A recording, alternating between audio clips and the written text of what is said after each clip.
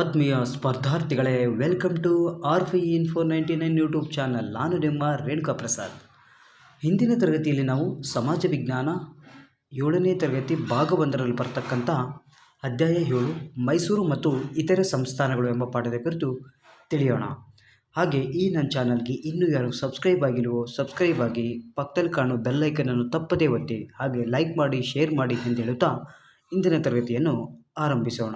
ಈಗಾಗಲೇ ನಾವು ಇದೇ ಪಾಠದಲ್ಲಿ ಬರ್ತಕ್ಕಂಥ ಮೈಸೂರು ಒಡೆಯರು ಎಂಬಂತಹ ಪಾಠದ ಮೇಲೆ ಈಗಾಗಲೇ ನಾವು ವಿಡಿಯೋ ಮಾಡಿ ಅಪ್ಲೋಡ್ ಮಾಡಿದ್ದೇನೆ. ನಂತರ ಇತರೆ ಸಂಸ್ಥಾನಗಳಂತೇನು ಕರಿತೀವಿ ನಾವು, ಕೆಳದಿಯ ರಾಜ್ಯ ಆಗಿರಬಹುದು, ಅದೇ ನಂತರ ಕಿತ್ತೂರು, ಚಿತ್ರದುರ್ಗದ ನಾಯಕರು, ಯಲಹಂಕದ ನಾಡಪ್ರಭುಗಳು, ಇವರ ಕುರಿತು ಈ ಒಂದು ತರಗತಿಯಲ್ಲಿ ನಾವು ತಿಳಿಯೋಣ.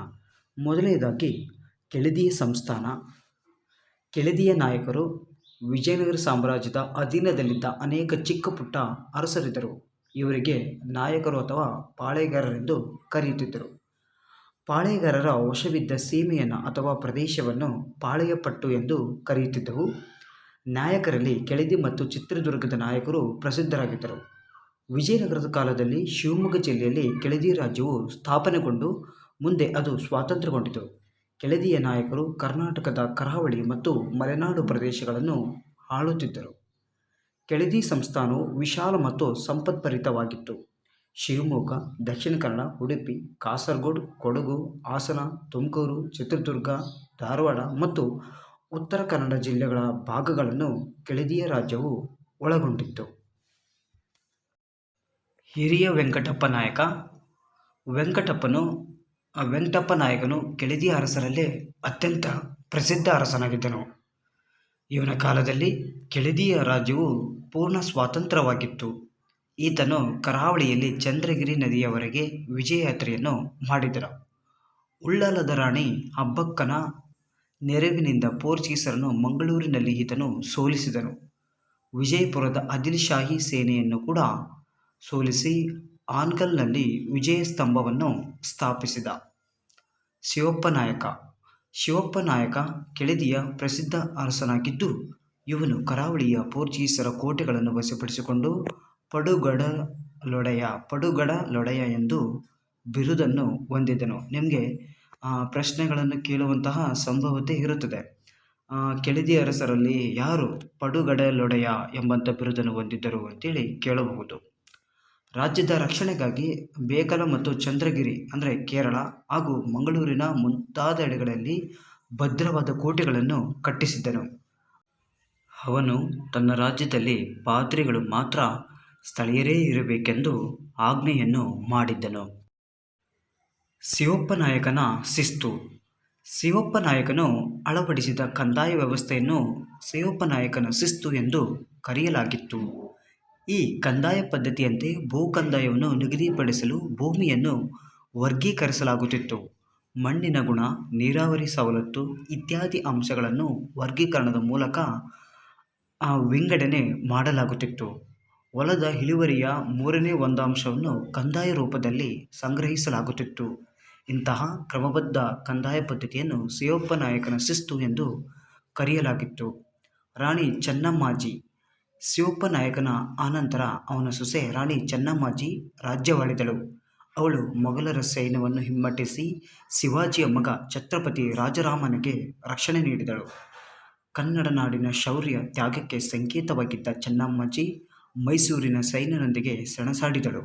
ಕೆಳದಿಯ ಅರಸರು ದೇವಸ್ಥಾನಗಳು, ಅಗ್ರಹಾರಗಳು ಮತ್ತು ವೀರಶೈವ ಮಠಗಳನ್ನು ಸ್ಥಾಪಿಸಿದರು. ಕೆಳದಿಯ ಅಘೋರೇಶ್ವರ ದೇವಾಲಯ ಶಿಲ್ಪಕಲೆಗೆ ಪ್ರಸಿದ್ಧವಾಗಿದೆ. ಮಠಗಳು ದಾಸೋಹ ಮತ್ತು ಶಿಕ್ಷಣದ ಕೇಂದ್ರಗಳಾಗಿದ್ದವು.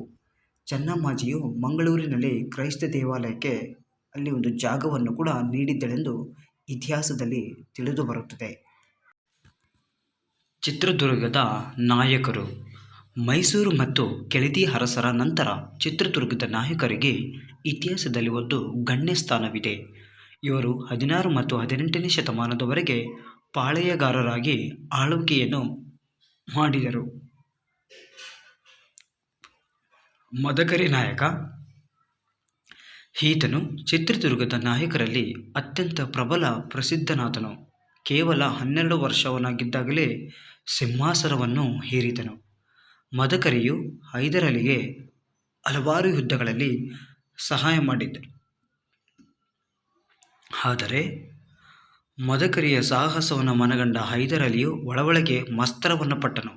ಈತನನ್ನು ಹತ್ತಿಕ್ಕಲು ಚಿತ್ರದುರ್ಗದ ಕೋಟೆಗೆ ಮುತ್ತಿಗೆ ಹಾಕಿದನು. 7 ಸುತ್ತಿನ ಭಾರೀ ಗಾತ್ರದ ಅಭೇದ್ಯ ಕೋಟೆಯನ್ನು ವಶಪಡಿಸಿಕೊಳ್ಳಲು ಹೈದರನಿಗೆ ಅಸಾಧ್ಯವಾಗಿತ್ತು. ಆದುದರಿಂದ ಆತನ ಸೈನಿಕರು ಕೋಟೆಯ ರಹಸ್ಯ ದಾರಿಯನ್ನು ಪತ್ತೆ ಮಾಡಿ ಕಾವಲುಗಾರನಿಲ್ಲದ ವೇಳೆ ಕಲ್ಲುಗುಂಡಿಯಿಂದ ಅದನ್ನು ಪ್ರವೇಶಿಸಲು ಯತ್ನಿಸಿದರು. ಆ ವೇಳೆಗೆ ಕಾವಲುಗಾರನ ಹೆಂಡತಿ ಓಬವ್ವ ತನ್ನ ಹೊನಿಕೆಯಿಂದ ಅನೇಕ ಶತ್ರುಗಳನ್ನು ಕೊಂದು ಹಾಕಿದಳು. ಇಂದಿಗೂ ಚಿತ್ರದುರ್ಗದ ಕೋಟೆಯು ಪಶ್ಚಿಮದಲ್ಲಿ ವೀರವನಿತೆ ಓಬವ್ವನ ಕಿಂಡಿ ಕಂಡುಬರುತ್ತದೆ. ಇದನ್ನು ಕೂಡ ನೀವು ಅನೇಕ ಫಿಲ್ಮ್ಗಳಲ್ಲಿ ನೀವು ಈ ಒಂದು ದೃಶ್ಯವನ್ನು ನೀವು ಈಗಾಗಲೇ ನೋಡಿರುತ್ತೀರಿ. ಸೋಲನ್ನೊಪ್ಪದ ಹೈದರನು ಚಿತ್ರದುರ್ಗಕ್ಕೆ ಮತ್ತೊಮ್ಮೆ ಮುತ್ತಿಗೆ ಹಾಕಿದನು. ಭೀಕರ ಯುದ್ಧವನ್ನು ನಡೆದು ಮದಕರಿಗೆ ಸೋಲಾಯಿತು. ಮದಕರಿಯನ್ನು ಬಂಧಿಸಿ ಆನಂತರ ಕೊಲ್ಲಲಾಯಿತು. ಮದಕರಿ ಗತಿಸುವುದರೊಂದಿಗೆ ಚಿತ್ರದುರ್ಗದ ನಾಯಕರ ವಂಶ ನಾಶದ ಕಡೆ ಅಂದರೆ ಅವನತಿಯ ಕಡೆ ಸಾಗಿತು. ಚಿತ್ರದುರ್ಗವು ಒಂದು ಆಕರ್ಷವಾದ ಗಿರಿಧಾಮವಾಗಿದ್ದು 7 ಸುತ್ತಿನ ಕೋಟೆಯನ್ನು ಹೊಂದಿದೆ. ಇದರ ಒಳಗೆ ನಿವೇಶನದಲ್ಲಿ ಹಲವು ದೇವಾಲಯಗಳು, ಕೆರೆಗಳು ಕಂಡುಬರುತ್ತವೆ. ಚಿತ್ರದುರ್ಗದ ನಾಯಕರು ಹಲವಾರು ದೇವಾಲಯಗಳನ್ನು ಕಟ್ಟಿಸಿದರು. ಭರಮಸಾಗರ ಮತ್ತು ಭೀಮಸಮುದ್ರ ಜಲಾಶಯಗಳು ಇವರ ಪ್ರಮುಖ ಕೊಡುಗೆಗಳಾಗಿವೆ. ತಮ್ಮ ಶೌರ್ಯ ಸಾಹಸಗಳಿಗೆ ಚಿತ್ರದುರ್ಗದ ನಾಯಕರು ಪ್ರಖ್ಯಾತರಾಗಿದ್ದು, ಈ ಮನೆತನದ ಬಗ್ಗೆ ಸಮೃದ್ಧವಾದ ಜನಪದ ಸಾಹಿತ್ಯವೂ ಕೂಡ ಕಂಡುಬರುತ್ತದೆ. ಯಲಹಂಕದ ನಾಡಪ್ರಭುಗಳು ಕೆಂಪೇಗೌಡರ ಮನೆತನದವರೆಂದೇ ಪ್ರಸಿದ್ಧರಾಗಿರುವ ಯಲಹಂಕದ ನಾಡಪ್ರಭುಗಳು ಆಧುನಿಕ ಬೆಂಗಳೂರಿನ ಪಾಳೇಗಾರರಾಗಿದ್ದರು. ಮುಂದೆ 16 ಮತ್ತು 18ನೇ ಶತಮಾನದ ಕಾಲಾವಧಿಯಲ್ಲಿ ಬೆಂಗಳೂರು ಜಿಲ್ಲೆಯ ಬಹುತೇಕ ಭಾಗಗಳ ಮೇಲೆ ಇವರ ಆಳ್ವಿಕೆ ನಡೆಸಿದರು. ಪ್ರಾರಂಭದಲ್ಲಿ ಬೆಂಗಳೂರು, ಆನಂತರ ಮಾಗಡಿ ಇವರ ರಾಜಧಾನಿಯಾಗಿತ್ತು. 1ನೇ ಕೆಂಪೇಗೌಡ. 1ನೇ ಕೆಂಪೇಗೌಡನು ಬೆಂಗಳೂರು ನಗರದ ಸ್ಥಾಪಕನೆಂದು ಹೆಸರುವಾಸಿಯಾಗಿದ್ದಾನೆ. ಇವನು ಬೆಂಗಳೂರಿನಲ್ಲಿ ಕೋಟೆಯೊಂದನ್ನು ಕಟ್ಟಿ ಅಲ್ಲಿಂದ ಆಳ್ವಿಕೆ ನಡೆಸಿದ. ಬೆಂಗಳೂರಿನ ಬಸವನಗುಡಿಯ ಬಸವನ ದೇವಾಲಯ, ಹಲಸೂರಿನ ಸೋಮೇಶ್ವರ ದೇವಾಲಯ ರಚನೆ ಹಾಗೂ ಗವಿಗಂಗಾಧೇಶ್ವರ ದೇವಾಲಯದ ವಿಸ್ತರಣೆ ಈತನ ಸಾಧನೆಯಾಗಿದೆ. ಬೆಂಗಳೂರಿನಲ್ಲಿ ಅನೇಕ ಕೆರೆಗಳನ್ನು ನಿರ್ಮಿಸಿದ ಕೀರ್ತಿ ಈತನಿಗೆ ಸಲ್ಲುತ್ತದೆ. 1ನೇ ಕೆಂಪೇಗೌಡನು ನಿರ್ಮಿಸಿದ 4 ಕೆರೆಗಳೆಂದರೆ 1 ಕೆಂಪಾಂಬುದಿ ಕೆರೆ, 2 ಧರ್ಮಾಂಬುದಿ ಕೆರೆ, 3 ಹಲಸೂರು, 4 ಸಂಪಂಗಿ ಕೆರೆ. 1ನೇ ಕೆಂಪೇಗೌಡನು ಅನೇಕ ಛತ್ರ ಮತ್ತು ಅಗ್ರಹಾರಗಳನ್ನು ಕಟ್ಟಿಸಿದನು. ಧರ್ಮಪ್ರಭುವಾಗಿ ಆಳಿದ ಈತನಿಗೆ ಪ್ರಜಾವತ್ಸಲ ಎಂಬ ಬಿರುದು ಇತ್ತು. ನೋಡಿ, ಇಲ್ಲಿ GPS ಸ್ಟಾರ್ ಆಗಿರ್ಬೋದು, HS ಸ್ಟಾರ್ ಆಗಿರ್ಬೋದು, ಅದೇ ರೀತಿ TT ಎಕ್ಸಾಮ್ಸ್ ಮತ್ತು ಇನ್ನಿತರೆ ಸ್ಪರ್ಧಾತ್ಮಕ ಪರೀಕ್ಷೆಗಳಲ್ಲಿ ಪ್ರಜಾವತ್ಸಲ ಎಂಬ ಬಿರುದು ಯಲಹಂಕದ ನಾಡಪ್ರಭುಗಳಲ್ಲಿ ಯಾವ ದೊರೆಗೆ ಇತ್ತು ಅಂತಾದರೂ ಕೇಳಬಹುದು. ಇದನ್ನು ನೀವು ನೆನಪಿನಲ್ಲಿ ಇಟ್ಟುಕೊಳ್ಳುವುದು ಸೂಕ್ತ. 2ನೇ ಕೆಂಪೇಗೌಡನು. 1ನೇ ಕೆಂಪೇಗೌಡನ ಮಗ ಕೆಂಪೇಗೌಡನ ಮನೆತನದವರು ಮಾಗಡಿಯನ್ನು ರಾಜಧಾನಿಯನ್ನಾಗಿ ಮಾಡಿಕೊಂಡು ಆಡಳಿತವನ್ನು ನಿರ್ವಹಿಸಿದರು. ಹೀಗಾಗಿ ಈ ಸಂತತಿಯ ದೊರೆಗಳನ್ನು ಮಾಗಡಿಯ ಕೆಂಪೇಗೌಡರೆಂದು ಕರೆಯುವ ವಾಡಿಕೆಯಿದೆ. 2ನೇ ಕೆಂಪೇಗೌಡನು ಬೆಂಗಳೂರು ನಗರದ ಎಲ್ಲೇ ಕಟ್ಟಗಳನ್ನು ಗುರುತಿಸಿ 4 ಗೋಪುರಗಳನ್ನು ಕಟ್ಟಿಸಿದನು. ಇವನ ಕಾಲದಲ್ಲಿ ಬೆಂಗಳೂರು ನೇಯ್ಗೆಯ ದೊಡ್ಡ ಕೇಂದ್ರವಾಗಿ ಬೆಳೆಯಿತು. ತನ್ನ ತಂದೆಯಂತೆ ಇವನೂ ಕೂಡ ಹೊಸಹಳ್ಳಿ ದೇವಾಲಯಗಳು ಮತ್ತು ಕೆರೆಗಳ ನಿರ್ಮಾಣ ಮಾಡಿ ಹೆಸರು ಗಳಿಸಿದನು. ಮುಂದೆ ಯಲಹಂಕ ನಾಡಪ್ರಭುಗಳ ಸಂಸ್ಥಾನ ಮೈಸೂರು ಸಂಸ್ಥಾನದೊಂದಿಗೆ ಸೇರ್ಪಡೆಗೊಂಡಿತು. ಕೊಡಗು ಪಶ್ಚಿಮ ಘಟ್ಟಗಳ ತಪ್ಪಲಿನಲ್ಲಿರುವ ಜಿಲ್ಲೆಯೇ ಕೊಡಗು. ಇಲ್ಲಿನ ಹೆಚ್ಚಿನ ಜನರು ಆಡುವ ಭಾಷೆಗಳೆಂದರೆ ಕೊಡವ ಮತ್ತು ಅರೆಭಾಷೆ. ಕರ್ನಾಟಕದ ಜನರ ಜೀವನದಿ ಕಾವೇರಿ. ತಲಕಾವೇರಿಯು ಕಾವೇರಿ ನದಿಯ ಉಗಮ ಸ್ಥಾನ. ತಲಕಾವೇರಿಯನ್ನು ಲಕ್ಷಾಂತರ ಜನರು ಆರಾಧಿಸುತ್ತಾರೆ. ಕೊಡಗು ಅರಣ್ಯ ಸಂಪತ್ತಿನಿಂದ ಕೂಡಿದ್ದು ನಾಗರಹೊಳೆ ಎಂಬ ರಾಷ್ಟ್ರೀಯ ಉದ್ಯಾನವನವನ್ನು ಒಳಗೊಂಡಿದೆ. 2 ಹಾಲೇರಿ ಅರಸರು. ಹಾಲೇರಿ ಅರಸ ಮನೆತನದವರು ಕೊಡಗನ್ನು ಆಳಿದ ಪ್ರಮುಖ ರಾಜವಂಶವಾಗಿದ್ದು, ಹಾಲೇರಿ ಅರಸ ಮನೆತನ 17ನೇ ಶತಮಾನದ ಆರಂಭದಲ್ಲಿ ಇದನ್ನು ವೀರರಾಜನು ಸ್ಥಾಪಿಸಿದನು. ಮುಂದೆ ಮುದ್ದುರಾಜನು ಮುದ್ದುರಾಜಕೇರಿಯನ್ನು ಕಟ್ಟಿಸಿ ಅದನ್ನು ತನ್ನ ರಾಜಧಾನಿಯಾಗಿ ಮಾಡಿಕೊಂಡನು. ಮುದ್ದುರಾಜಕೇರಿಯೇ ಮಡಿಕೇರಿಯಾಗಿ ಇಂದು ಪರಿವರ್ತನೆಗೊಂಡಿದೆ. ಕೊಡಗನ್ನು 18ನೇ ಶತಮಾನದ ಉತ್ತರಾರ್ಧದಲ್ಲಿ ಹೈದರಾಲಿ ಮತ್ತು ಟಿಪ್ಪು ಸುಲ್ತಾನರು ಆಳಿದರು. ಆ ಸಂದರ್ಭದಲ್ಲಿ ಕೊಡಗಿನ ರಾಜನಾಗಿದ್ದ ವೀರರಾಜನು ಟಿಪ್ಪುವಿನಿಂದ ಬಂಧಿಯಾಗಿದ್ದ. ಅವನ ಕೈಯಿಂದ ತಪ್ಪಿಸಿಕೊಂಡು ವೀರರಾಜನು ಬ್ರಿಟಿಷರ ಸಹಾಯದಿಂದ ಕೊಡಗನ್ನು ವಶಪಡಿಸಿಕೊಂಡನು. ಟಿಪ್ಪುವಿನ ಮರಣ ನಂತರ ಬ್ರಿಟಿಷರು ತಮ್ಮ ಕೊಡಗಿನ ಅರಸರು ಸ್ನೇಹದಿಂದ ಇದ್ದರೆಂದು ತಿಳಿದುಬರುತ್ತದೆ. ಕೊಡಗು ಮತ್ತು ಬ್ರಿಟಿಷರು ಕೆಲಕಾಲದ ಬಳಿಕ ಬ್ರಿಟಿಷರು 1834ರಲ್ಲಿ ಕೊಡಗನ್ನು ವಶಪಡಿಸಿಕೊಂಡರು. ಕೊಡಗಿನ ಕೊನೆಯ ಅರಸ ಚಿಕ್ಕವೀರರಾಜೇಂದ್ರನನ್ನು ಅವರು ಗಡೀಪಾರು ಮಾಡಿ ಕೊಡಗನ್ನು ತಾವೇ ನೇರವಾಗಿ ಆಳತೊಡಗಿದರು. ಕೊಡಗನ್ನು ವಿಭಜಿಸಿ ಕೊಡಗಿನ ಭಾಗವಾಗಿದ್ದ ಅಮರಸುಳ್ಯವನ್ನು ಕೆನರಾ ಜಿಲ್ಲೆಗೆ ಸೇರಿಸಿದರು. ಅಮರಸುಳ್ಯ ಹೋರಾಟ. ಕೆನರಾ ಜಿಲ್ಲೆಯಲ್ಲಿ ರೈತರ ಮೇಲೆ ಕಂದಾಯ ಹೆಚ್ಚಾಗಿದ್ದರಿಂದ ಅಲ್ಲಿನ ರೈತರು ಬ್ರಿಟಿಷರ ವಿರುದ್ಧ ಸಶಸ್ತ್ರ ಹೋರಾಟ ಮಾಡಿದರು. ಅವರು ಬ್ರಿಟಿಷರನ್ನು ಕೊಡಗಿನಿಂದ ಓಡಿಸಲು ಸಂಕಲ್ಪ ತೊಟ್ಟರು. ಈ ಹೋರಾಟವನ್ನು 1837ರ ಅಮರಸುಳ್ಯ ಹೋರಾಟವೆಂದು ಪ್ರಸಿದ್ಧವಾಗಿದೆ. ಹೋರಾಟಗಾರರು ಸುಳ್ಯ, ಪುತ್ತೂರು, ಕಾಸರಗೋಡು ಹಾಗೂ ಮಂಗಳೂರನ್ನು 13 ದಿನಗಳ ಕಾಲ ತಮ್ಮ ವಶಕ್ಕೆ ತೆಗೆದುಕೊಂಡರು. ಆದರೆ ಬ್ರಿಟಿಷರು ಈ ಹೋರಾಟವನ್ನು ಬಗ್ಗುಬಡಿದರು. ಅನೇಕ ಹೋರಾಟಗಾರರನ್ನು ಅವರು ಗಲ್ಲಿಗೆ ಶಿಕ್ಷೆಗೆ ಒಳಪಡಿಸಿದರು. ಹೋರಾಟದ ಪ್ರಮುಖ ನಾಯಕರೆಂದರೆ ಪುಟ್ಟಬಸಪ್ಪ, ಕಲ್ಯಾಣಸ್ವಾಮಿ ಮತ್ತು ಗುಡ್ಡೆಮನೆ ಅಯ್ಯಪ್ಪಗೌಡ. ಇವರು ಪ್ರಮುಖರಾಗಿದ್ದರು. ಕೊಡಗಿನಲ್ಲಿ ಸ್ವಾತಂತ್ರ್ಯ ಹೋರಾಟ. ಸ್ವಾತಂತ್ರ್ಯ ಹೋರಾಟದ ಕೊಡಗಿನ ಸ್ವಾತಂತ್ರ್ಯ ಪ್ರೇಮಿಗಳು ಸಕ್ರಿಯವಾಗಿ ಭಾಗವಹಿಸಿದರು. ಸ್ವಾತಂತ್ರ್ಯ ನಂತರ ಕೊಡಗು 1956ರಲ್ಲಿ ಕೊಡಗು ಕರ್ನಾಟಕದೊಂದಿಗೆ ವಿಲೀನಗೊಂಡಿತು. ಕೊಡಗಿನ ಇಬ್ಬರು ಕಣ್ಮಣಿಗಳು ಕೊಡಗಿನ ಹೆಸರನ್ನು ಜಗತ್ತಿಗೆ ಪರಿಚಯ ಮಾಡಿದವರಲ್ಲಿ ಫೀಲ್ಡ್ ಮಾರ್ಷಲ್ ಕೆ.ಎಂ. ಕಾರ್ಯಪ್ಪ ಅವರು ಪ್ರಮುಖರಾಗಿದ್ದು, ಬ್ರಿಟಿಷರ ಕಾಲದಲ್ಲಿ ಅವರು ಪ್ರಥಮ ಭಾರತೀಯ ಜನರಲ್ ಆಗಿದ್ದರು. ಸ್ವತಂತ್ರ ಭಾರತದ ಭೂಸೇನೆ, ನೌಕಾದಳ ಮತ್ತು ವಾಯುಪಡೆಗಳಿಗೆ ಮೊದಲ ಅಧಿಪತಿಯಾಗಿದ್ದರು. ತಮ್ಮ ಆಡಳಿತದ ಸಾಹಸ ಶೌರ್ಯಕ್ಕೆ ಹೆಸರಾದ ಕಾರ್ಯಪ್ಪನವರಿಗೆ ಫೀಲ್ಡ್ ಮಾರ್ಷಲ್ ಎಂಬ ಅತ್ಯುನ್ನತ ಪದವಿಯನ್ನು ನೀಡಲಾಗಿತ್ತು. ಇನ್ನೊಬ್ಬ ಮಹಾನ್ ದೇಶಭಕ್ತ ಕೊಡಗಿನವರೇ ಆದಂತಹ ಜನರಲ್ ಕೆ.ಎಸ್. ತಿಮ್ಮಯ್ಯ ಅವರು ಭಾರತ ಮತ್ತು ಪಾಕಿಸ್ತಾನ ಯುದ್ಧದಲ್ಲಿ ಭಾರತದ ವಿಜಯಕ್ಕೆ ಕಾರಣರಾದರು. ಈ ಇಬ್ಬರು ವೀರ ಯೋಧರು ಕೊಡಗಿನ ಕಣ್ಮಣಿಗಳೆಂದೇ ಹೆಸರುವಾಸಿಯಾಗಿದ್ದಾರೆ. ಸೈನ್ಯ ಶಕ್ತಿಯೊಂದಿಗೆ ಗುರುತಿಸಿಕೊಂಡ ಕೊಡಗಿನ ಕ್ರೀಡೆ, ಸಾಹಸ, ಜಾನಪದ ಮತ್ತು ಪ್ರಕೃತಿಯ ಸೌಂದರ್ಯಕ್ಕೂ ಕೊಡಗು ಹೆಸರುವಾಸಿಯಾಗಿದೆ. ಕಿತ್ತೂರು. ಬೆಳಗಾವಿ ಜಿಲ್ಲೆಯ ಕಿತ್ತೂರು ಸುಮಾರು 2 ಶತಮಾನಗಳ ಹಿಂದೆ ಪ್ರಭಾವಶಾಲಿಯಾದ ರಾಜ್ಯವಾಗಿತ್ತು. ರಾಣಿ ಚೆನ್ನಮ್ಮ ವೀರವನಿತೆ. ಕಿತ್ತೂರಿನ ರಾಣಿ ಚೆನ್ನಮ್ಮ ರಾಜ ಮಲ್ಲಸರ್ಜ ದೇಸಾಯಿಯ ಕಿರಿಯ ಪತ್ನಿ. ಮಲ್ಲಸರ್ಜನು ಅವನ ಉತ್ತರಾಧಿಕಾರಿಯಾಗಿದ್ದ ಮಗನು ತೀರಿಕೊಂಡರು. ಚೆನ್ನಮ್ಮ ಶಿವಲಿಂಗ ಸರ್ಜನನ್ನು ದತ್ತು ತೆಗೆದುಕೊಂಡು ರಾಜ್ಯವಾಳಲು ಪ್ರಾರಂಭಿಸಿದಳು. ಧಾರವಾಡದ ಕಲೆಕ್ಟರ್ ತ್ಯಾಗರೆ ದತ್ತು ಸ್ವೀಕಾರ ಕ್ರಮಬದ್ಧವಲ್ಲ ಎಂದು ಕುಂಟು ನಭ ತೆಗೆದನು. ಕಿತ್ತೂರಿನ ಆಡಳಿತವನ್ನು ಬ್ರಿಟಿಷ್ ಸರ್ಕಾರವೇ ವಹಿಸಬೇಕೆಂದು ಅವನು ಶಿಫಾರಸು ಮಾಡಿದ. ಈ ವಿಚಾರವನ್ನು ತಿಳಿದ ಚೆನ್ನಮ್ಮ ಸಿಟ್ಟಿನಿಂದ ಕಿಡಿಕಿಡಿ ಕಾರಿದಳು. ಬ್ರಿಟಿಷರ ದಮನ ನೀತಿಯನ್ನು ಪ್ರತಿಭಟಿಸಿ ನಾಡಿನ ಸ್ವಾತಂತ್ರ್ಯಕ್ಕಾಗಿ ಹೋರಾಡಲು ನಿರ್ಧರಿಸಿದಳು. ತ್ಯಾಗರೆಯು 500 ಮಂದಿ ಸೈನಿಕರೊಂದಿಗೆ ಕಿತ್ತೂರಿಗೆ ದಾಳಿ ಇಟ್ಟನು. ಘೋರವಾದ ಯುದ್ಧ ನಡೆದು ಚೆನ್ನಮ್ಮ ತನ್ನ ಸೈನ್ಯದೊಂದಿಗೆ ಬ್ರಿಟಿಷರ ವಿರುದ್ಧ ಪರಾಕ್ರಮದಿಂದ ಹೋರಾಡಿದಳು. ಬ್ರಿಟಿಷ್ ಸೈನ್ಯ ದಿಕ್ಕೆ ಪಾಲಾಯಿತು. ತ್ಯಾಗರೆ ಗುಂಡೇಟಿಗೆ ಅಸುನೀಗಿದನು. ಮತ್ತೆ ಬ್ರಿಟಿಷ್ ಸೈನ್ಯ ಕಿತ್ತೂರನ್ನು ಮುತ್ತಿತು. ಕಿತ್ತೂರಿನ ಸೈನ್ಯ ಚಿಕ್ಕದಾಗಿದ್ದು 6,000 ಸೈನಿಕರನ್ನು ಹೊಂದಿದ್ದು, ಬ್ರಿಟಿಷರದು ಬಹುದೊಡ್ಡ ಸೈನ್ಯವನ್ನು ಹೊಂದಿತ್ತು. 3 ದಿನಗಳ ಕಾಲ ಯುದ್ಧವಾಯಿತು. ಚೆನ್ನಮ್ಮ ಅವರ ಕಡೆಯವರು ಕೆಲವರು ಅವಳಿಗೆ ಮೋಸ ಮಾಡಿದರು.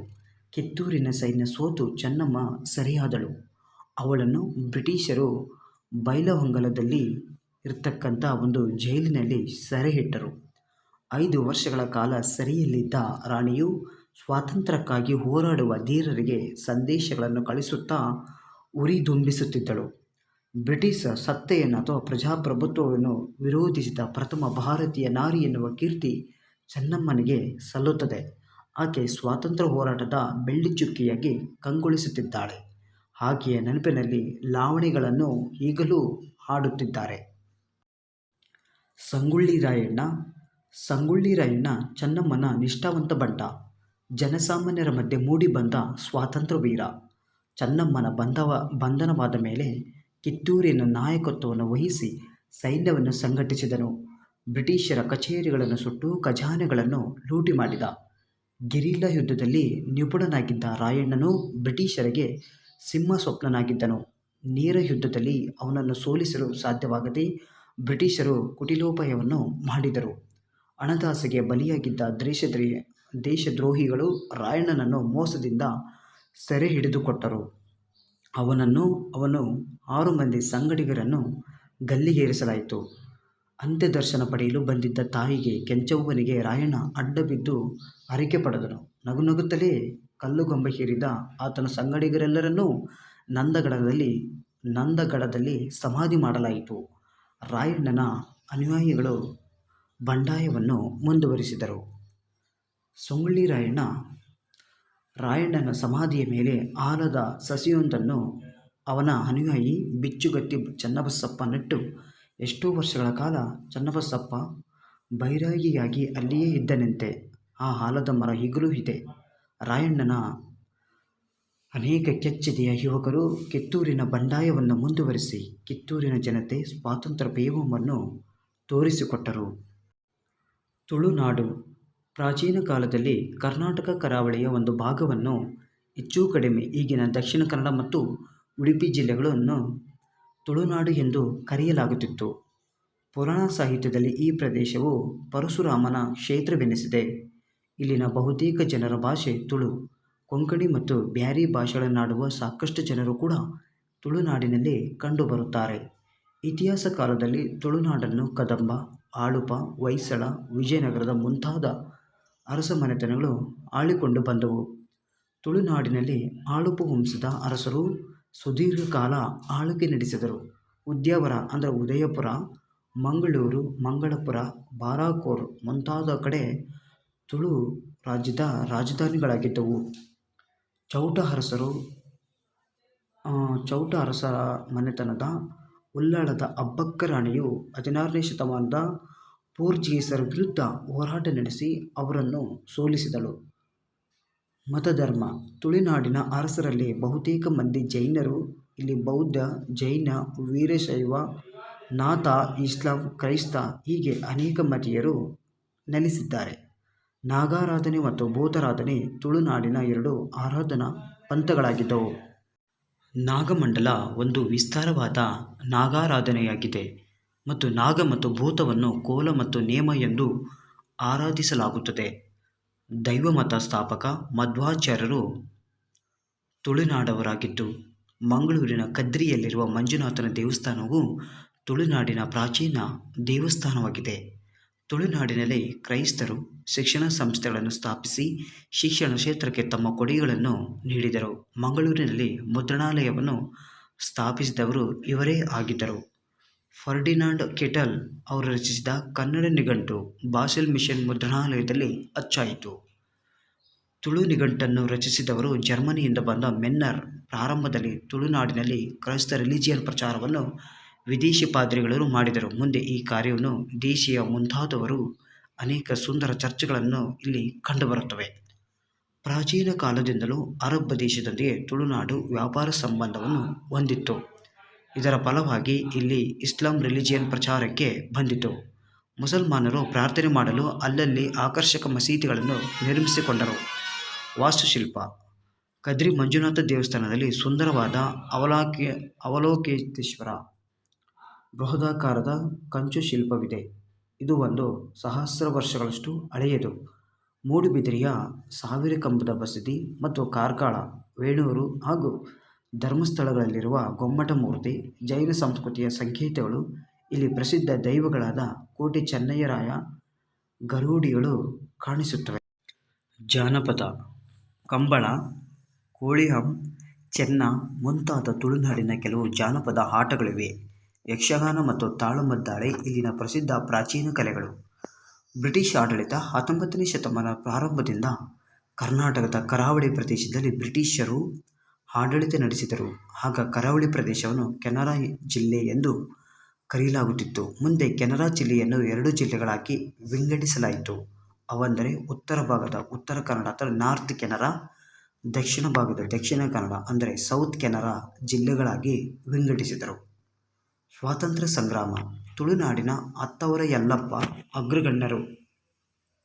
ಹೋರಾಟಗಾರರಲ್ಲಿ ಕರ್ನಾಡ ಸದಾಶಿವರಾವ್ ಮತ್ತು ದೇಶಭಕ್ತರೆಂದೇ ಕರೆಸಿಕೊಂಡ ಕರ್ನಾಡ ಸದಾಶಿವರಾವ್ ಮಾಡಿರುವ ಹರಿಜನ ಸೇವೆ ಮರೆಯಲಾಗದ್ದು. ದಲಿತ ವರ್ಗದ ಹಲವು ಮಕ್ಕಳಿಗೆ ತಮ್ಮ ಮನೆಯಲ್ಲಿ ಅವರು ಊಟ ಹಾಕುತ್ತಿದ್ದರು.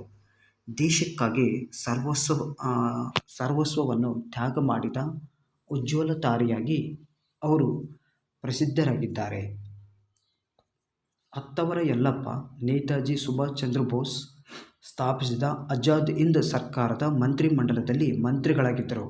ಅಸ್ಪೃಶ್ಯತೆಯ ವಿರುದ್ಧ ಚಳವಳಿ, ದಲಿತ ಹೆಣ್ಣು ಮಕ್ಕಳಿಗಾಗಿ ಶಿಕ್ಷಣ ಮುಂತಾದ ದಲಿತೋದ್ಧಾರ ಕಾರ್ಯಗಳನ್ನು ಮಾಡಿದವರಲ್ಲಿ ಕುದ್ಮಲ್ ರಂಗರಾವ್ ಮುಂಚೂಣಿಯಲ್ಲಿದ್ದರು. ಮಹಾತ್ಮ ಗಾಂಧೀಜಿ ಮಂಗಳೂರಿಗೆ ಬಂದಾಗ ಅವರ ಕಾರ್ಯಗಳನ್ನು ಕಂಡು ಮೆಚ್ಚುಗೆ ವ್ಯಕ್ತಪಡಿಸಿದರು. ಬ್ಯಾಂಕಿಂಗ್ ಕ್ಷೇತ್ರದಲ್ಲಿ ತುಳುನಾಡು ದಾಖಲೆ ಸ್ಥಾಪಿಸಿದೆ. ಕೆನರಾ, ಕಾರ್ಪೊರೇಷನ್, ಸಿಂಡಿಕೇಟ್, ಕರ್ನಾಟಕ ಮತ್ತು ವಿಜಯ ಬ್ಯಾಂಕ್ಗಳು ಸ್ವಾತಂತ್ರ್ಯ ಪೂರ್ವದಲ್ಲಿ ಇಲ್ಲಿ ಸ್ಥಾಪನೆಗೊಂಡವು. ದೇಶದ ಉದ್ದಗಲದಲ್ಲಿ ಹಬ್ಬಿಕೊಂಡಿರುವ ಈ ಪ್ರಸಿದ್ಧ ಬ್ಯಾಂಕ್ಗಳ ಸಾವಿರಾರು ಶಾಖೆಗಳು ಭಾರತದ ಅರ್ಥವ್ಯವಸ್ಥೆಗೆ ವಿಶೇಷ ಕೊಡುಗೆಗಳನ್ನು ನೀಡಿವೆ. ಲಕ್ಷಾಂತರ ಮಂದಿಗೆ ಅವು ಉದ್ಯೋಗವನ್ನು ಕಲ್ಪಿಸಿವೆ. 1956ರಲ್ಲಿ ಉತ್ತರ ಮತ್ತು ದಕ್ಷಿಣ ಕನ್ನಡ ಜಿಲ್ಲೆಗಳು ಕರ್ನಾಟಕದೊಂದಿಗೆ ಸೇರ್ಪಡೆಗೊಂಡವು. ಇದಕ್ಕೆ ಮುನ್ನ ದಕ್ಷಿಣ ಕನ್ನಡ ಜಿಲ್ಲೆ ಮದ್ರಾಸ್ ಅಧಿಪತ್ಯಕ್ಕೆ ಸೇರಿತ್ತು. ದಕ್ಷಿಣ ಕನ್ನಡ ಜಿಲ್ಲೆಯನ್ನು ವಿಂಗಡಿಸಿ ಉಡುಪಿ ಜಿಲ್ಲೆಯನ್ನು 1997ರಲ್ಲಿ ರಚನೆ ಮಾಡಲಾಯಿತು. ಹೈದರಾಬಾದ್ ಕರ್ನಾಟಕ. ಅದರಲ್ಲಿ ಬೇಡ ನಾಯಕರ ದಂಗೆಗಳು. ವಿಜಯನಗರ ಸಾಮ್ರಾಜ್ಯದ ಅವನತಿಯ ನಂತರ ಹೈದರಾಬಾದ್ ಕರ್ನಾಟಕ, ಇದನ್ನು ಕಲ್ಯಾಣ ಕರ್ನಾಟಕ ಎಂದು ಈಗ ಕರೆಯಲಾಗುತ್ತದೆ. ಬೇಡ ನಾಯಕರ ಪಾಳೆಯಗಾರರ ಪ್ರಾಬಲ್ಯವಿತ್ತು. ಹೋರಾಟಗಾರರಾಗಿದ್ದ ಅವರು 1800ರ ಆನಂತರ ಬ್ರಿಟಿಷರ ವಿರುದ್ಧ ಹೋರಾಟ ಮತ್ತು ದಂಗೆಗಳಾದರೂ ಎಣಿಕೆಯಿಲ್ಲದಷ್ಟು ನಡೆದವು. ಕಾರಣಗಳೇನೆಂದರೆ ಸ್ಥಳೀಯ ಜಮೀನ್ದಾರರ ಶೋಷಣೆ ಮತ್ತು ಬ್ರಿಟಿಷರು ಜಾರಿಗೆ ತಂದಿದ್ದ ಶಸ್ತ್ರಾಸ್ತ್ರ ಕಾಯ್ದೆ, ಅರಣ್ಯ ಕಾಯ್ದೆ ಮತ್ತು ಅವರ ದಬ್ಬಾಳಿಕೆಗಳಿಂದ ಬೇಸತ್ತ ಸ್ಥಳೀಯ ಪಾಳೆಯಗಾರರು ಮತ್ತು ಜನಸಾಮಾನ್ಯರು ಪ್ರತಿಭಟನೆಗೆ ಸಿದ್ಧರಾದರು. 1800ರ ಆನಂತರ ನಡೆದ 25ಕ್ಕೂ ಹೆಚ್ಚು ದಂಗೆಗಳಲ್ಲಿ ಬೇಡರೇ ಹೆಚ್ಚಾಗಿ ಭಾಗವಹಿಸುವುದನ್ನು ನಾವು ಕಾಣುತ್ತೇವೆ. ದಂಗೆಗಳ ಉದ್ದೇಶ ಬ್ರಿಟಿಷರನ್ನು ಹೊರದೂಡುವುದಾಗಿತ್ತು. ಹಲಗಲಿ ಬೇಡ ನಾಯಕರ ದಂಗೆ. ಹಲಗಲಿ ಬಾಗಲಕೋಟೆ ಜಿಲ್ಲೆಯ ಮುಧೋಳ ತಾಲೂಕಿನ ಒಂದು ಗ್ರಾಮ. ಈ ಗ್ರಾಮ ಇಂದಿಗೂ ಪೈಲ್ವಾನರಿಗೆ ಪ್ರಸಿದ್ಧಿ. ಭಾರತ ಸ್ವಾತಂತ್ರ್ಯ ಸಂಗ್ರಾಮದಲ್ಲಿ ಈ ಗ್ರಾಮ ಹೆಸರಾಯಿತು. ಅಲ್ಲಿಯ ಹೆಚ್ಚಿನ ಜನರು ಬೇಡ ನಾಯಕರು. ಬೇಟೆಗಾಗಿ ಮತ್ತು ಆತ್ಮರಕ್ಷಣೆಗಾಗಿ ಅವರಲ್ಲಿ ಆಯುಧಗಳ ಸಂಗ್ರಹವಿತ್ತು. 1857ರ ಬ್ರಿಟಿಷರು ಜಾರಿಗೆ ತಂದ ಶಸ್ತ್ರಾಸ್ತ್ರ ಕಾಯ್ದೆಯಂತೆ ಭಾರತೀಯರು ಸರ್ಕಾರದ ಅಪ್ಪಣೆ ಪಡೆದುಕೊಂಡೇ ಆಯುಧಗಳನ್ನು ಬಳಸಬೇಕಾಗಿತ್ತು. ಸ್ವಭಾವತಃ ಶೂರರು, ಸ್ವಾಭಿಮಾನಿಗಳಾದ ಬೇಡ ನಾಯಕರಿಗೆ ಇದು ನುಂಗಲಾರದ ತುತ್ತಾಯಿತು. ಈ ಕಾರಣದಿಂದಾಗಿ ಘರ್ಷಣೆ ನಡೆದು ಬ್ರಿಟಿಷರು ಬೇಡ ನಾಯಕರ ಮೇಲೆ ದಾಳಿ ನಡೆಸಿದರು. ಜಳಗ, ಬಾಲ, ರಾಮಿ ಮುಂತಾದ ದಂಗೆಯ ನಾಯಕರು ಕೆಚ್ಚೆದೆಯಿಂದ ಹೋರಾಟ ನಡೆಸಿದರು. ದಾಳಿಯಲ್ಲಿ ಅನೇಕ ವೀರರು ಮರಣ ಹೊಂದಿದರು. 290ಕ್ಕೂ ಜನರು ಸೆರೆ ಹಿಡಿದು ಅವರಲ್ಲಿ 19 ಮಂದಿಯನ್ನು ಗಲ್ಲಿಗೇರಿಸಲಾಯಿತು. ಹಲಗಲಿ ಬೇಡ ನಾಯಕರ ವೀರಗಾಥೆ ಕರ್ನಾಟಕದ ಸ್ವಾತಂತ್ರ್ಯ ಸಂಗ್ರಾಮ ಇತಿಹಾಸದಲ್ಲಿ ಅಮರವಾಗಿದೆ. ರಾಮಿ ಹಲಗಲಿ ದಂಗೆಯಲ್ಲಿ 3 ಜನ ಬ್ರಿಟಿಷರ ಸೈನಿಕರನ್ನು ಗುಂಡಿಕ್ಕಿ ಕೊಂದ ರಾಮಿ ಬೇಡರ ವೀರ ಮಹಿಳೆ. ಈ ದಂಗೆಯಲ್ಲಿ ರಾಮಿ ವೀರ ಮರಣ ಹೊಂದುತ್ತಾಳೆ ಎಂದು ಇತಿಹಾಸದಲ್ಲಿ ತಿಳಿದುಬರುತ್ತದೆ. ಸಿಂಧೂರ ಲಕ್ಷ್ಮಣ. ಸಿಂಧೂರ ಲಕ್ಷ್ಮಣ ಬ್ರಿಟಿಷರ ವಿರುದ್ಧ ಹೋರಾಟ ನಡೆಸಿದ ಓರ್ವ ಮಹಾನ್ ವೀರ. ಸಾಂಗ್ಲಿ ಜಿಲ್ಲೆ ಜತ್ ತಾಲೂಕಿನ ಸಿಂಧೂರ ಗ್ರಾಮದಲ್ಲಿ ಬೇಡರ ಸಾಬು ಮತ್ತು ವರಸವ್ವ ಎಂಬ ದಂಪತಿಗಳಿಗೆ ಜನಿಸಿದ ಲಕ್ಷ್ಮಣ. ಈತನ ಸಮಾಧಿ ಬಿಳಿಗಿಯಲ್ಲಿ ಕಂಡುಬರುತ್ತದೆ. ಸಿಂಧೂರ ಗ್ರಾಮವು ಇನಾಮ್ದಾರ್ ಅಂದರೆ ಗೌಡರ ಆಳ್ವಿಕೆಯಿಂದ ತತ್ತರಿಸಿತ್ತು. ಆದರೆ ಲಕ್ಷ್ಮಣ ಅವರ ವಿರುದ್ಧ ಬಂಡೆದ್ದ. ಲಕ್ಷ್ಮಣ ಕ್ರಮೇಣ ಬ್ರಿಟಿಷರಿಗೂ ವಿರೋಧಿಯಾದ. ಲಕ್ಷ್ಮಣ ಬ್ರಿಟಿಷರ ಖಜಾನೆಗಳ ಮತ್ತು ಶ್ರೀಮಂತರ ದೋಚಿ ಹಣವನ್ನು ಬಡವರಿಗೆ ಹಂಚುತ್ತಿದ್ದ. ಸಮಾಜಮುಖಿಯಾಗಿ ಶೋಷಿತರ ಸೇವೆ ಮಾಡುತ್ತಿದ್ದ. ಊರ ಚಾವಡಿಯ ಮುಂದೆ ಲಕ್ಷ್ಮಣನನ್ನು ಕರೆಯಿಸಿ ಕಳ್ಳತನದ ಬಗ್ಗೆ ವಿಚಾರಣೆ ನಡೆಸಿದಾಗ ಅವನಿಗೆ ಅವಮಾನ ಆಯಿತು. ಅಲ್ಲಿಂದ ಆತ ಪರಾರಿಯಾದ. ಪೊಲೀಸ್ ಅಧಿಕಾರಿಯನ್ನು ಅವನು ಕೊಂದಿದ್ದರಿಂದ ಅವನನ್ನು ಹಿಡಿಯಲು ಬ್ರಿಟಿಷರು ಶತಪ್ರಯತ್ನ ಮಾಡಿದರು. ಮುಂದೆ ಅವನನ್ನು ಗುಂಡಿಕ್ಕಿ ಕೊಲ್ಲಲಾಯಿತು. ಸ್ವಾತಂತ್ರ್ಯಕ್ಕಾಗಿ ಹೋರಾಡಿದ ಕ್ರಾಂತಿಕಾರಿ ಸಿಂಧೂರ ಲಕ್ಷ್ಮಣ ಇತಿಹಾಸದ ಪುಟಗಳಲ್ಲಿ ಚಿರಸ್ಮರಣೀಯನಾಗಿದ್ದಾನೆ. ಸುರಪುರದ ನಾಯಕರು. ಯಾದಗಿರಿ ಜಿಲ್ಲೆಯ ಸುರಪುರವು ಕೃಷ್ಣಾ ಮತ್ತು ಭೀಮಾ ನದಿಗಳ ಮಧ್ಯದಲ್ಲಿದೆ. ಸಾಮಾನ್ಯ ಶಕ 1636ರಿಂದ 1858ರವರೆಗೆ 12 ಜನ ನಾಯಕ ಅರಸರು ಆಳ್ವಿಕೆ ಮಾಡಿದರು. ಗಡ್ಡಿಪಿಡ್ಡ ನಾಯಕನು ಈ ಮನೆತನದ ಸ್ಥಾಪಕ. ಇವರ ಪೂರ್ವಜರು ವಿಜಯನಗರದ ಸೈನ್ಯದಲ್ಲಿದ್ದರು. ವಿಜಯನಗರದ ಅವನತಿಯಾದ ಮೇಲೆ ಬೇರೆ ಬೇರೆ ಕಡೆ ಚದುರಿದ ಗುಂಪುಗಳಲ್ಲಿ ಇವರೂ ಒಬ್ಬರು. ಆನಂತರ ಬಿಜಾಪುರದ ಆದಿಲ್ಶಾಹಿಗಳಿಂದ ಸರದೇಶಗತಿಯನ್ನು ಪಡೆದು ವಾಗೀನಗಿರಿಯಲ್ಲಿ ಆಡಳಿತ ಪ್ರಾರಂಭಿಸಿದರು. ಪೀತಾಂಬರಿ ಬಹಿರಿಪಿಡ್ಡ ನಾಯಕ 1687ರಿಂದ 1726. 1707ರಲ್ಲಿ ಸುರಪುರವನ್ನು ನಿರ್ಮಿಸುವ ಮೂಲಕ ಇದನ್ನು ರಾಜಧಾನಿಯನ್ನಾಗಿ ಮಾಡಿಕೊಂಡನು. ಸುರಪುರದ ರಾಜ ವೆಂಕಟಪ್ಪ ನಾಯಕನು ನಂತರ ಬ್ರಿಟಿಷ್ ಮತ್ತು ಹೈದರಾಬಾದ್ನ ನಿಜಾಮನ ಒಪ್ಪಂದದಂತೆ ಈ ಸಂಸ್ಥಾನವು ಅವರ ಅಧೀನಕ್ಕೆ ಬಂದಿತು. ರಾಜ ಕೃಷ್ಣಪ್ಪ ನಾಯಕನ ನಂತರ ಆತನ ಮಗನಾದ ರಾಜ ನಾಲ್ವಡಿ ವೆಂಕಟಪ್ಪನು ಸಾಮಾನ್ಯ ಶಕ 1843ರಿಂದ 1858ರವರೆಗೆ ಅಧಿಕಾರದಲ್ಲಿದ್ದನು. ಅದೇ ವೇಳೆ ಉತ್ತರ ಭಾರತದಲ್ಲಿ ಪ್ರಥಮ ಸ್ವಾತಂತ್ರ್ಯ ಸಂಗ್ರಾಮದ ಕಾವು ಸುರಪುರನ್ನು ತಟ್ಟಿತ್ತು. ಅರಬ್ ರೋಹಿಲ್ಲರನ್ನು ಸೈನ್ಯದಲ್ಲಿ ಸೇರಿಸಿಕೊಂಡನಲ್ಲದೆ ಸೈನ್ಯವನ್ನು ತರಬೇತಿಗೊಳಿಸಲು ಪ್ರಾರಂಭಿಸಿದನು. ಇದೆಲ್ಲದರ ಮಾಹಿತಿಯನ್ನು ಪಡೆದ ಬ್ರಿಟಿಷ್ ಅಧಿಕಾರಿ ಪಾರ್ನ್ ಹಿಲ್ 24ನೇ ಡಿಸೆಂಬರ್ 1857ರಂದು ಕ್ಯಾಪ್ಟನ್ ಕ್ಯಾಂಬೆಲ್ಗೆ ಪತ್ರ ಬರೆದು ಕ್ಷಿಪ್ರ ಕಾರ್ಯಾಚರಣೆಯನ್ನು ಕೈಗೊಳ್ಳಲು ಆದೇಶವನ್ನು ನೀಡಿದನು.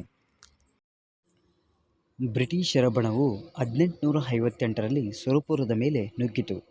ಎರಡೂ ಬಣಗಳ ನಡುವೆ ಗುಂಡಿನ ಚಕಮಕಿ ನಡೆಯಿತು. ರೊಚ್ಚಿಗೆದ್ದ ಸುರಪುರ ಸೈನ್ಯವು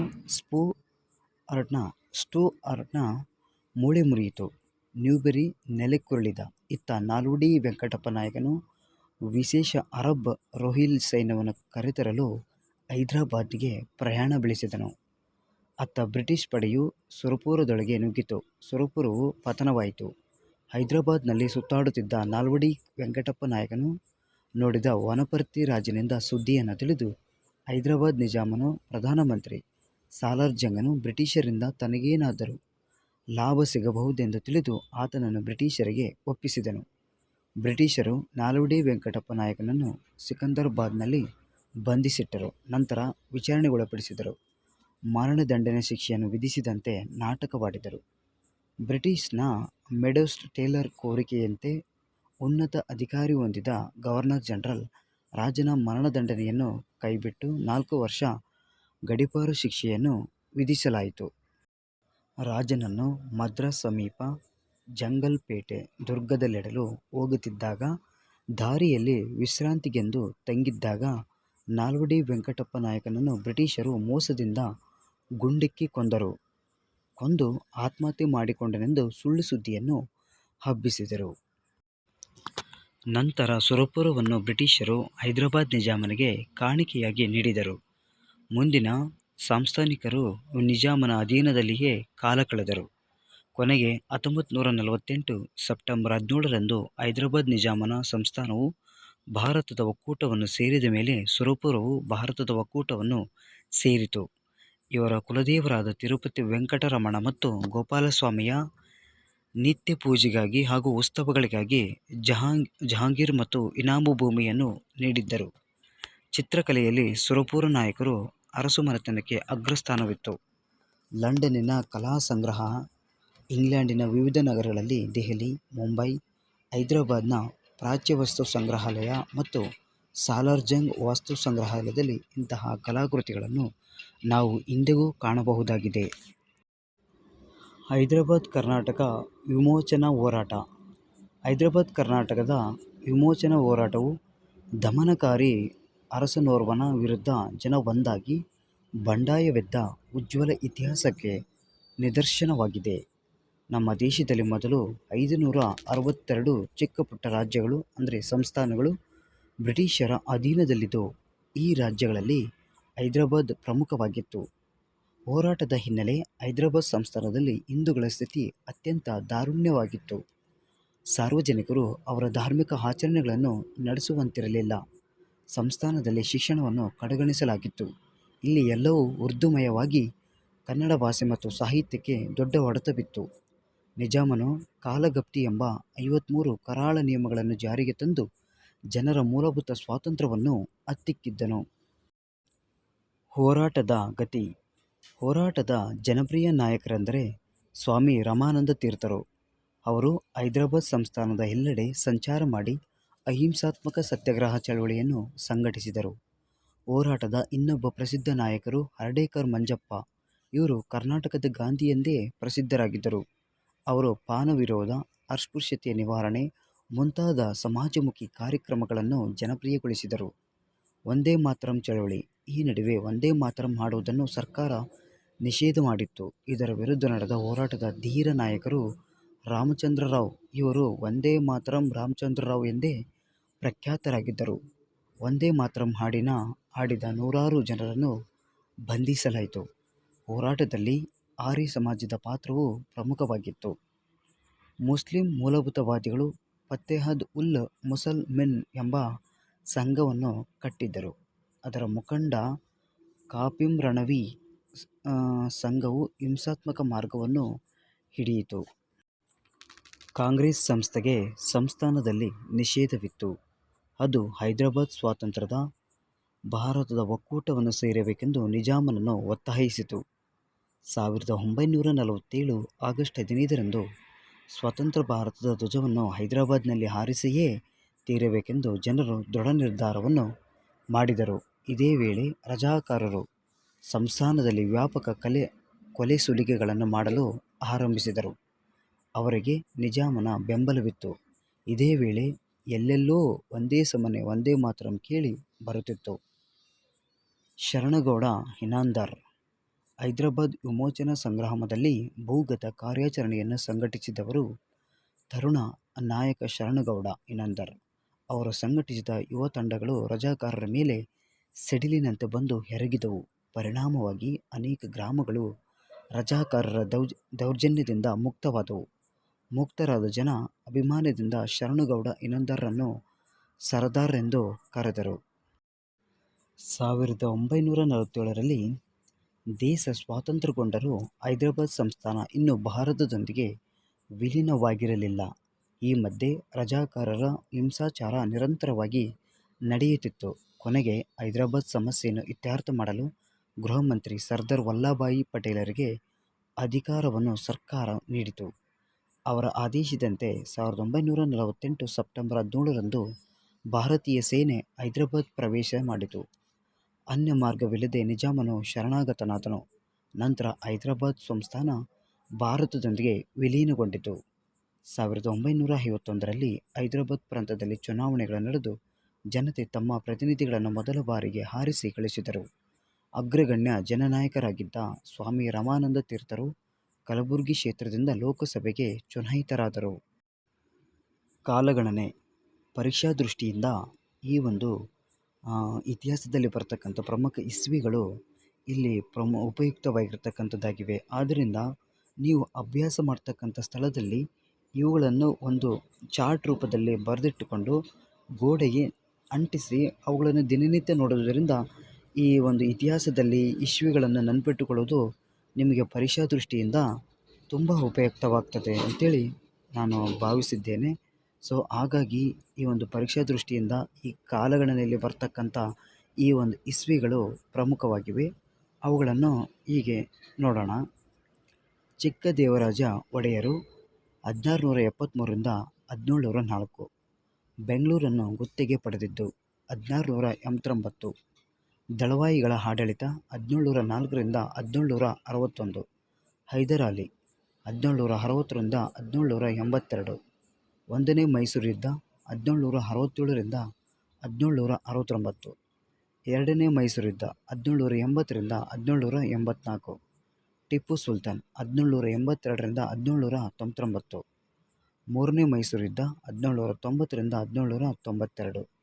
ನಾಲ್ಕನೇ ಮೈಸೂರು ಯುದ್ಧ 1799.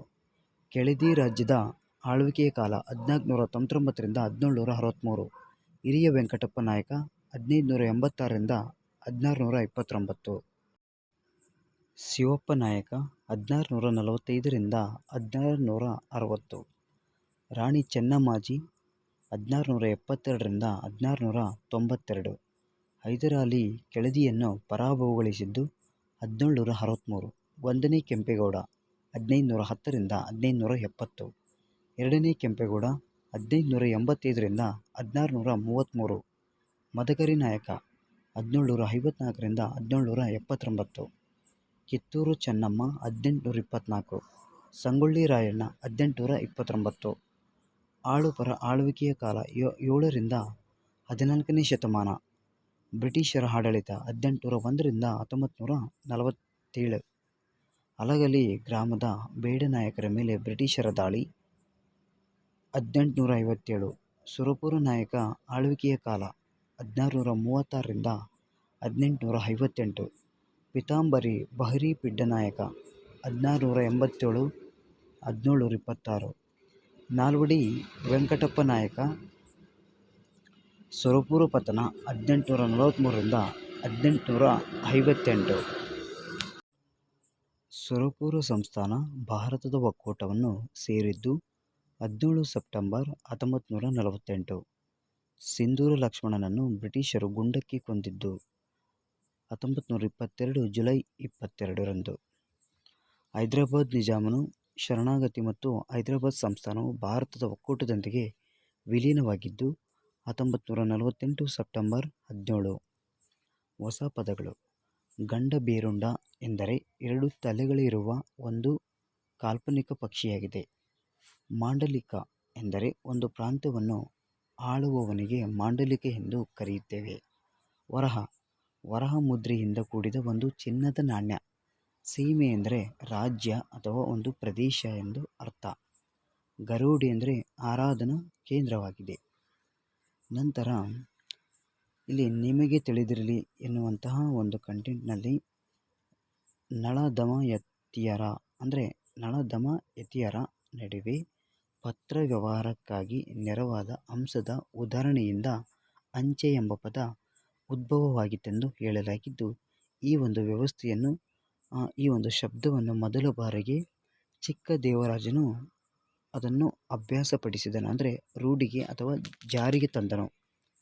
ಎರಡನೆಯದಾಗಿ, ಎರಡನೇ ಕೆಂಪೇಗೌಡನು ಕಟ್ಟಿಸಿದ ಕಾವಲು ಗೋಪುರಗಳು ಪ್ರಮುಖವಾಗಿ ಉತ್ತರದಲ್ಲಿ ಮೇಕ್ರಿ ವೃತ್ತ, ದಕ್ಷಿಣದಲ್ಲಿ ಲಾಲ್ಬಾಗ್, ಪೂರ್ವದಲ್ಲಿ ಹಲಸೂರು ಮತ್ತು ಪಶ್ಚಿಮದಲ್ಲಿ ಗವಿಗಂಗಾಧರೇಶ್ವರ. ಇವು ಪ್ರಮುಖವಾಗಿ ಎರಡನೇ ಕೆಂಪೇಗೌಡನು ಕಟ್ಟಿಸಿದಂಥ ಕಾವಲು ಗೋಪುರಗಳಾಗಿವೆ.